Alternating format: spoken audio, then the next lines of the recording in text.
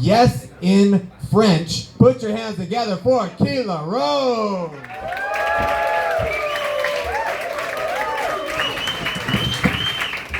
Hello, everybody. My name is Keelah Rose, Calloway. Thank you so much for having me. I am absolutely honored to be part of this historic comedy competition lineup. I mean, this thing is epic. We've got 4 women this year. 2 black, 2 queer. We've got a Vietnamese guy. We've got a white guy with CP. We've got a fat chick and a partridge in a pear tree. I mean, somebody hit the diversity lottery. This is incredible. One of these comedians is going to go home with a trophy, but somebody out there is going to go home with a rice cooker. And, I mean, I'm just guessing. I don't know if that's actually the prize for hitting the diversity lottery, but if it is, I'm hella jealous because I broke my rice cooker. Nobody told me that you're not supposed to deep fry a chicken in that thing. So, all I'm saying is they should have put it on the warning label, all right? So I am super excited to be here. I mean, I'm excited to be anywhere. After 2 back-to-back quarantines, don't we all just consider it a celebration to leave our houses these days? Am I right about that? And let me tell you that nobody celebrates me leaving my house more than my vibrator. I'm telling you, I put that thing through its paces in 2020. The second quarantine was especially rough.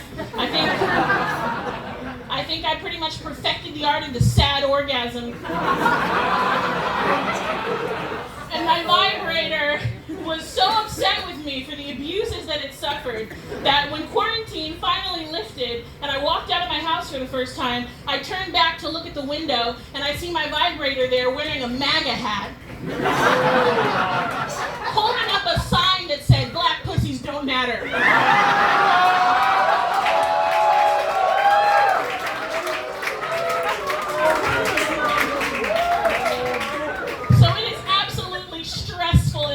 Right now.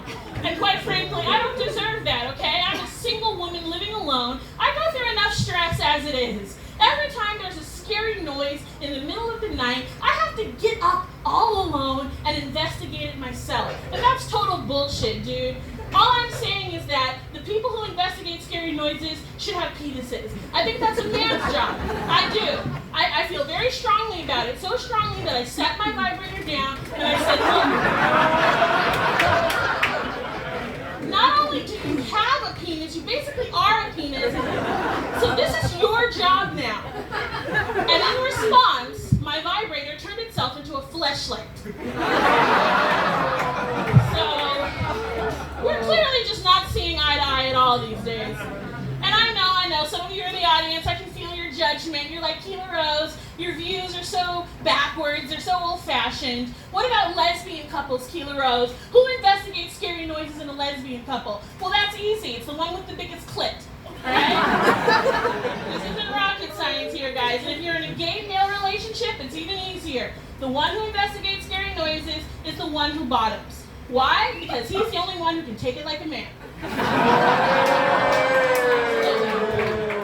So I absolutely am talking nonsense right now. Look, you don't have to take what I say as gospel truth. I'm not here to shove my views down your throat. I don't want to add to the tension in the world right now. There's so much tension, not just in my house, but in my country. So much violence, so many protests, so much racial tension with police brutality and people calling the cops on black people for no reason at all. And I'm telling you, all of this has me absolutely terrified that we are going to destroy one of America's most important national resources because of all the racial tension.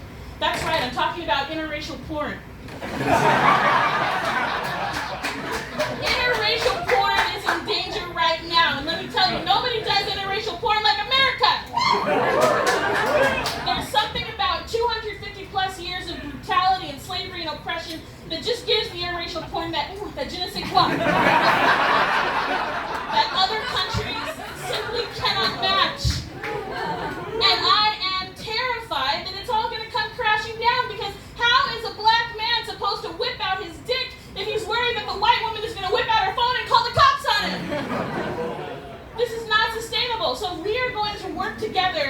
save this endangered industry, we have to remember that the golden rule of porn also applies to life, okay? None of this stuff works unless we all come together. It's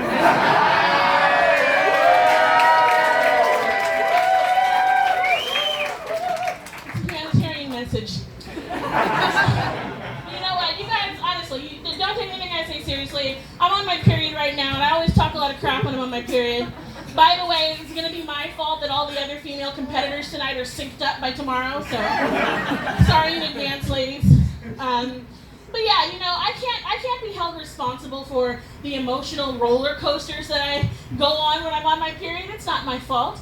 It's because nobody ever sits women down when we're girls and explains to us what's really going to happen to us when our period starts. Like, yeah, we get some kind of technical explanation, like, oh, your body's preparing for a baby. But that's not really the real deal. Nobody prepares you for the smell.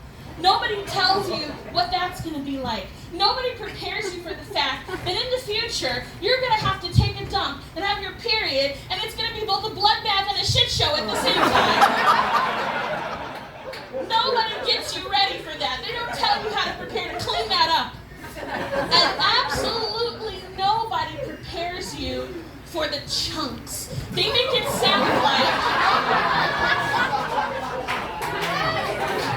I'm telling you, they make it sound like this blood is going to come free-flowing out of your vagina like a fountain of wine. But in actuality, it's all these chunks of your uterus mixed with congealed blood that just kind of plop out one by one. It's horrifying. Because what they don't tell you is what's really going on. What's really going on is that your body is constructing a house every month. It's constructing a house for a child that doesn't want to live there because it's a bad neighborhood. It is a neighborhood with deeply rooted psychological problems. It is a neighborhood with a yeast infection. No child in its right mind would want to live in this neighborhood, but your body constructs the house every month anyway. And it doesn't freaking get any permission from city council. It doesn't get any permits. It constructs the house without your consent. And then it leaves you as a one-woman demolition team to tear this house down every single month. So you're standing in the shower, watching this house flow out of you, chunk by chunk, down the drain. You're like, okay, well, there goes the baby's living room set. That's a beautiful sofa. Oh, there goes the baby's dining room table. All right, we got a grand piano this month. That's a new twist. Wow. I mean, it's basically a condominium that has been defeated by condoms. And honestly, it has to go. It can't stay because I'm telling you, this is a no residential zone, okay? It is not zoned for residents. It is strictly zoned commercial. Or at least it was for a few years when I was in college. Don't judge me. I had student loans, okay? I had to do the best that I could. So how do we as women wrap our heads around all this craziness and actually manage to get up and walk around every day? My solution was treat the period like something natural, something, you know, that I could just go green with. So I went ahead and ordered some menstrual cups. Anybody here use those? Well, all you cheering women are clearly doing better than I am, because when I got the menstrual cup, I had to put my leg up on the toilet, and I was struggling to get this cup in there for 15 minutes.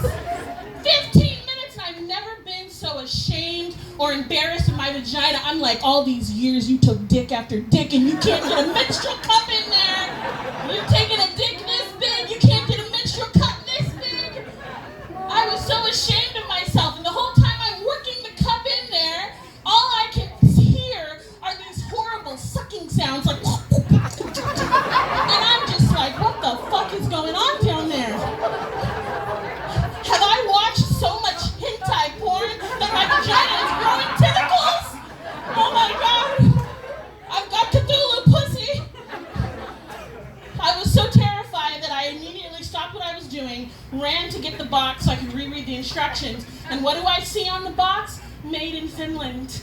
No wonder this thing isn't working for me. They made this for Scandinavian women. Scandinavian pussy. They have free healthcare over there. Scandinavian women probably get their vaginas sewn up and re-virginized every year just because they can. Just because it's free.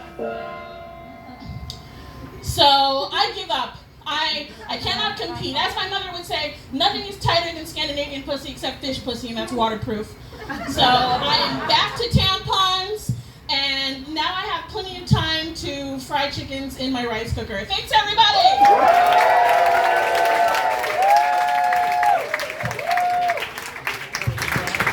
That's Keelah Rose, everybody. One more.